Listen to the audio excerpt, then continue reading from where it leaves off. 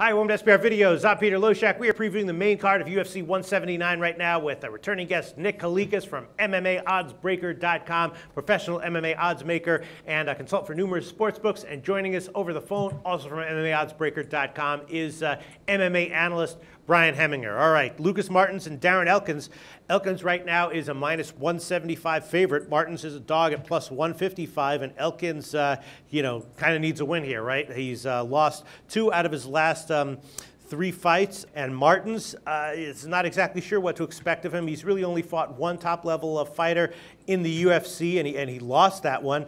He is on a 3-fight winning streak, though, so it's a tough handicapping situation. Elkins minus 175, Martins plus 155. Brian Heminger, what do you make of these odds? I think they're pretty fair. Yeah. Obviously, Martins is on a nice little streak here, but against who is the big question. One of those fights was even at bantamweight, and I'm not quite convinced. I think that Darren Elkins is the more legit featherweight prospect. Obviously, he had that terrific 5-fight winning streak in the division, and then he got thrown to the wolves a little bit in Chad Mendes.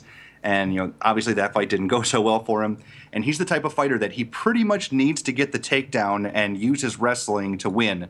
And he wasn't able to do that against Mendes or Jeremy Stephens, but I do think he has a really good chance of doing it against Martins, who I do feel is a bit overrated. On the feet, Martins is probably the better fighter, but can he keep it on the feet? This is a guy that has fought at bantamweight. He is not a big featherweight. I think Elkins, being a big, physical, strong wrestler, should be able to drag him to the ground and just wear him out. So I really do think that Elkins is a really good play here. Really, at minus 175. All right, so you would not expect, Martins is stepping up in class here. You're not expecting any kind of notable improvement from him in the octagon. Not in the wrestling department. His striking did look better in his last fight. He had a nice little finish there of Alex White. But I don't think that it's going to matter against Elkins unless he catches him coming in, because I don't expect this fight to stay standing for very long. All right, Nick Kalikas, where'd you open this line and how has it gotten bet? I opened at Elkins minus 150, and of course the overall general action is coming in on Elkins at this spot, so it caused the line to increase a little bit. And I can understand it. I mean, it's your typical wrestler grinder versus striker matchup. I mean, Martins is a very gifted striker. I've never been too much of a fan of Martins, honestly. I mean, throughout his UFC career, I'm always expecting him. I guess it's just from footage that you watch and his strike defense, and his chin's a little bit suspect. There's just so many flaws, I think, in Martins' overall game. But you know what? I know that level of competition has been a little bit weaker overall, but he's improved a lot of those areas in his last few fights. His striking defense did tighten up quite a bit. Offensively, Martins can throw. I mean, he's got a lot of power. He mixes things up well. He's very dangerous on the feet. His takedown defense is okay, but is it going to be good enough to fend off a guy like Elkins? I don't know. I mean, that's why everybody's betting Elkins, because they think he is going to grind him out, get him to the floor. And once Elkins gets top position on you, man, I mean, he's just hard to shake off you. I mean, it's hard to get out from underneath that guy for sure. And he knows what to do. So he's a great grinder, but the question is how Elkins comes in and sets up his takedowns. I mean, he doesn't have the best double leg takedown. He usually has to close the distance and get you down in his unorthodox way of wrestling, but it does seem to be effective.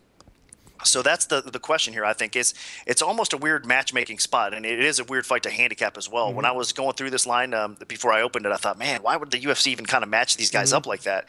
But I do think that the UFC feels like Martins has a chance here. And they wouldn't mind seeing him get a solid win over a guy like Elkins, because then that could boost him up and make him, I guess, even if he's not quite a contender, they can kind of groom him to be a contender, or a little bit more hype than it's worth, I guess you could say. So I think it's a better spot for the UFC and for Martins to win this fight over Elkins. And again, Elkins is going to be fighting in enemy territory. I don't think it matters, especially with his style, though, because he's going to do what he does, and he's going to probably get the fight to the ground and then control the fight. So I do think Elkins does grind out a decision, but I'm not as confident as everybody else. Brian Heminger seems very confident. Brian Heminger, tell us summarize again for us the few basic points that make you so confident in Elkins, and then Nick will respond to that. Yeah, my main thing is the size differential. Martins is a guy that absolutely couldn't fight at bantamweight. He already has. I'm not even sure why he decided to move back up to featherweight. And Elkins is a guy that has fought at lightweight and looks like a world beater at featherweight against guys that can't stop takedowns. And I just don't believe that Martins will be able to stop the takedown from Elkins. So Nick Kalikas, Brian Heminger seeing clear advantage here with Elkins, likes him even at minus 175. Those are the main reasons. What's your response, Nick Kalikas? I wouldn't lay the juice at 175. Again, it's another spot where I'd have to see, Martins, if he does fend off some of the takedowns, if he does look a little bit better. He has bounced around in weight, which makes me not like Martins as much either. I mean, if a fighter, he started off in the UFC, of course, as a lightweight, then dropped down all the way to bantamweight or whatnot and came back up. So he's floating around divisions here, but I think probably featherweight is the right weight class for him as well. And I think he's going to be a little bit more comfortable with that. He's going to have, mentally, he's going to have some advantages for sure. I think he's going to be confident. And again, he's going to have the Brazilian crowd behind him a little bit. So I think he's going to know that Elkins' only shot here is getting him to the floor and, grinding him out a little bit. So I guarantee he's been drilling takedown defense. I don't know if it's going to be worth it, though, or if it's going to be enough to fend off Elkins because he is such a good grinder. But no, I mean, I don't think the possibility or the actual size advantage is going to come into play as much as just how these guys game plan and how they kind of implement their game plan here. But I do think Martins has an outside shot in 3 rounds to maybe keep it on the feet at times and land that knockout punch. So I wouldn't risk the juice here in this spot. Well, Brian Heminger, Wood at -175, and Nick Kalikas, before we wrap it up, from the betting action, is it going to be, you expect, mostly balanced? Yeah, we're going to try to keep it a little bit balanced because it is, like I said, a head scratcher even as far as matchmaking goes from the UFC. But I'm assuming we're going to need Martins to come through here in this fight. The SBR Network offers free sports picks and game breakdowns, big money free betting contests year-round, a real-time Vegas-style odds monitoring service, and much more. So come see for yourself. To stay updated on SBR news and promotions, follow us on Twitter, Facebook, and Google+, and do be sure to subscribe to the Sportsbook Review YouTube channel to catch all our daily sports shows.